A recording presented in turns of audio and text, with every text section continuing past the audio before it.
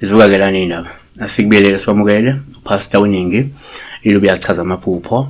Ngiyathemba lokho niyaphila. Zivuka-ke indaba la ezinye izinhle zikasiphamandla kwangema usethe-ke yebo wena yabo wena uma kungaba ke isigwili angeke umazi umunye umuntu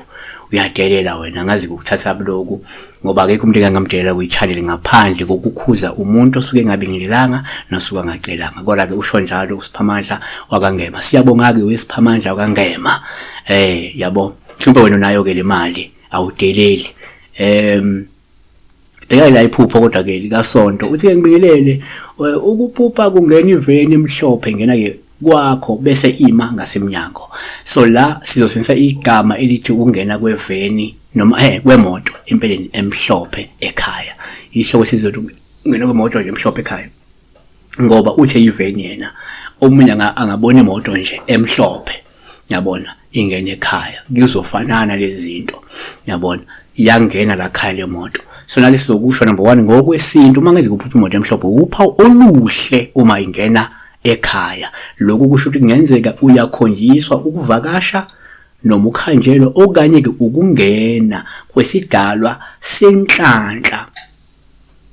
noma ke kwesidalwa esihle senhlanhla nesihlambulukile ikakhulukazi uma kungukuthi ke kade usanda kungenisa okukanye usanda kuzihlambulula izidalwa noma ke wena nje uqobo usanda kusebenzisa izihlanzi ezimhlophe zokugeza nokuhlambulula yabona so ngamanye amazwi iphupho lokungena kwemoto emhlophe ekhaya kwabanye livela ngoba kuzokungena nje isidalwa ekhaya esihle nesihlambulukile kwabanye singena imoto emhlophe ekhaya ngoba vele kade basanda kufaka isidalwa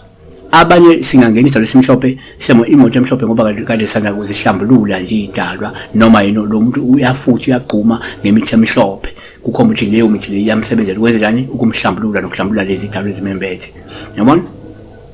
okay besibheka ngosindo number 2 kodwa ke kwesinye isikhathi noma ke esikhathini esiningi uma uphupha imoto emhlophe upha oluhle uma ingena ekhaya lokho kusho ukuthi ngeze kukhonjiswa ukuthi ke le moto iyisipho ezivela kongabonwayo futhi kuzoyithola noma kuzoyithenga ngokuhamba kwesikhathi abanye abantu nganza kwethu uyayiphupha imoto ayibone kanti maduze kuzoqhamuka umuntu oyithengisayo le moto very cheap agcine sekwazi ukuyithenga lento kusho iyayisibonakaliso esasivela ngabe kuNkulunkulu noma ezidalweni ezazikhomba ukuthi kunanansi uhlobo lwemoto oluzayo yabona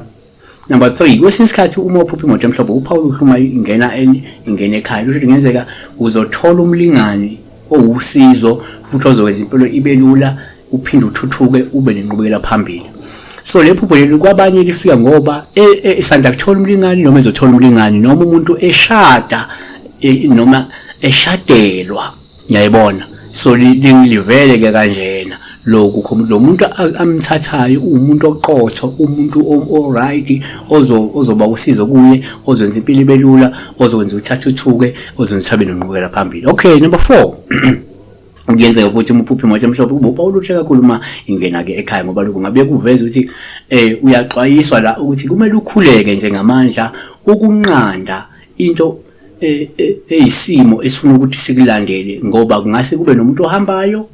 noma othuthayo uyabona okanye osuka ngase andlule emhlabeni usho omunye umuntu uma imoto ifika ingena la ekhaya ungathola ukuthi ngakusazokuthiwa hayi mhlawumbe usuqabana nomuntu wakho avela ahambe noma uqabane nelunga lomndeni livele lihambe la ekhaya okanye kuvele kugula umuntu ashone emhlabeni noma kulimala umuntu engozini ashone emhlabeni iloko ukugcina sivala ngakho uma imoto ingena izopaka ngasekhaya kodwa nje ngaba amakhehla yidalwa yithunywa ngaba isipho semoto kungaba umlingano oqotho nomuhlo ozokusiza kungaba ukuhamba komuntu athuthe noma ahambe endaweni noma ashone emhlabeni siyathoba akuqhubeke abantu bebe amamember